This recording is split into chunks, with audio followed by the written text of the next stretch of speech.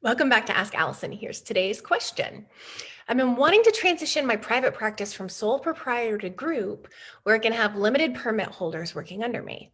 I'd like to be able to contract with the one insurance I panel with to be able to bill insurance for my employees/consultants working under me as well as myself. Can you help me figure out how to do this? Eventually, I'd also like to transition to all private pay clients.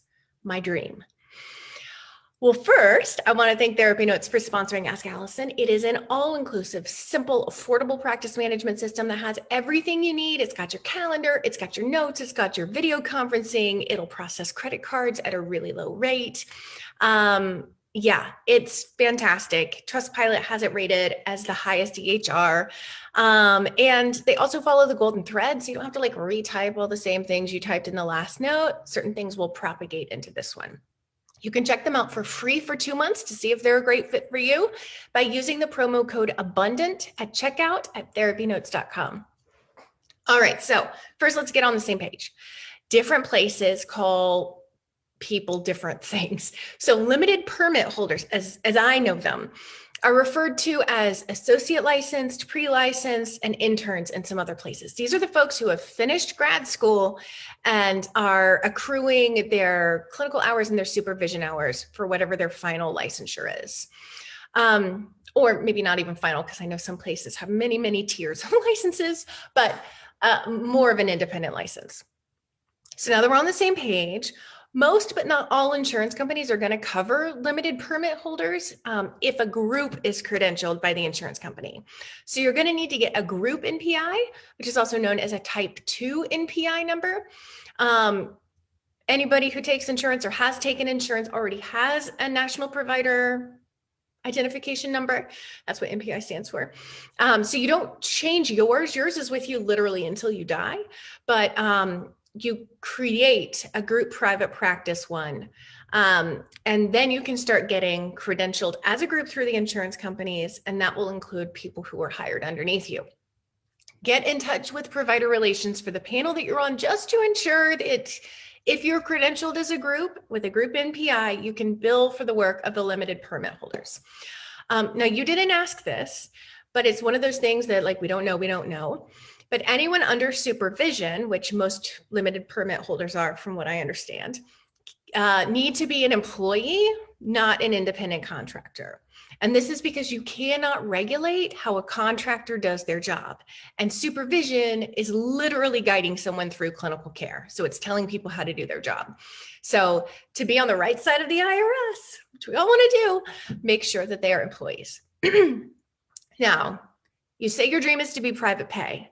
So I'm going to encourage you to consider going private pay before you start a group practice. It is scary enough to make that switch as a solo practitioner, but to make it when you have people depending on you for their livelihood is a ton more pressure.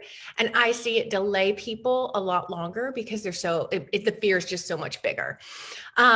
If you do it now, you can earn your private pay sea legs and see if the flow of clients is different, really hone in on how you get people in the door, which marketing efforts are working better for private pay, what's working best on the phone to have people choose you, those kinds of things. And you'll be able to just keep adjusting with a lot less pressure. There's still pressure, but a lot less. Because you may have to hone your marketing to generate enough private pay clients for a group, it gives you some time to get clear on what that's going to look like. You can join us in either the Inner Circle or in the Abundance Party. I'll link to both of those. We help people make that transition all the time. Now, if your marketing is dialed in, definitely check out the Group Practice Exchange. They have a membership called The Exchange. I'm going to link to that. It teaches you everything you need to know about owning a group, from offer letters and interviewing people to leadership training to finances. It's so comprehensive. It's no BS. One of the things I love about Maureen is she runs at the mouth a lot less than I do. She really gets to the point. Everything I know about group practice, I learned from Maureen. So I'll link to that. Check it out. I hope that was helpful. Today's free worksheet is linked and it includes 5 questions to ask yourself before deciding to start a group practice.